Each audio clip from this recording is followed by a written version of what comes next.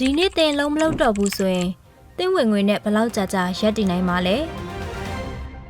မောင်ငယ်နဲ့ခိုင်ကစီးပွားရေးကိုစိတ်ဝင်စားကြတဲ့လူငယ်နှစ်ဦးဖြစ်ပေမဲ့သူတို့ရဲ့ဝင်ငွေရှာတဲ့နည်းလမ်းတွေကတော့လုံးဝကိုကွဲပြားနေပါတယ်မောင်ငယ်ကကော်ဖီဆိုင်ကနေစားလာရှင်းဝန်ထမ်းဖြစ်ပြီးအလုပ်လုပ်တဲ့နေ့မှဝင်ငွေရပြီးအလုပ်မလုပ်တဲ့နေ့ဆိုဝင်ငွေမရပါဘူးဒါကို active income ဓာတ်ရိုက်ဝင်ငွေစီးကြောင်းလို့ခေါ်ပါတယ်ခိုင်ကတော့ YouTuber တယောက်ပါအစပိုင်းမှာတော့ subscriber လည်းမရှိတာကြောင့်ဝင်ငွေလည်းမရှိပါဘူးဒါပေမဲ့ခိုင်ကအချိန်ပေးပြီးဇွဲရှိရှိစူးစမ်းခဲ့ပါတယ်မကြခင်မှာပဲကြော်ညာဝင်ငွေတွေရလာသလိုနောက်ပိုင်းမှာတော့ sponsor ပေးတဲ့ brand တွေပါရလာခဲ့ပါတယ်အခုတော့ရာသီကူးပြောင်းမှာမောင်ငယ်ရောခိုင်မှာဖျားနေကြပါပြီဖျားနေတာကြောင့်မောင်ငယ်တယောက်အလုပ်လည်းမသွားနိုင်တော့ပါဘူးအလုပ်မသွားနိုင်လို့ဝင်ငွေလည်းမရှိတော့ပါဘူး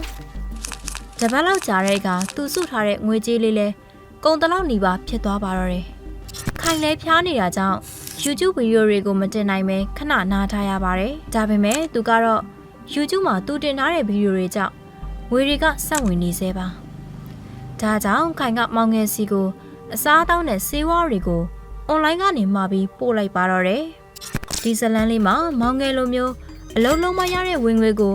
active income ခိုင်လိုမျိုးအလုံးမလုံးနိုင်ရင်တော့ဝင်ငွေရှိနေတာမျိုးကိုတော့ passive income လို့ခေါ်ပါတယ်အခုလို active income နဲ့ passive income တို့ရဲ့ကွာခြားချက်ကိုသိမြင်ပြီးငွေကြေးဆိုင်ရာစီမံခန့်ခွဲမှုပညာရပ်တွေကိုအသေးစိတ်လေ့လာခြင်းနဲ့ဆိုရင်တော့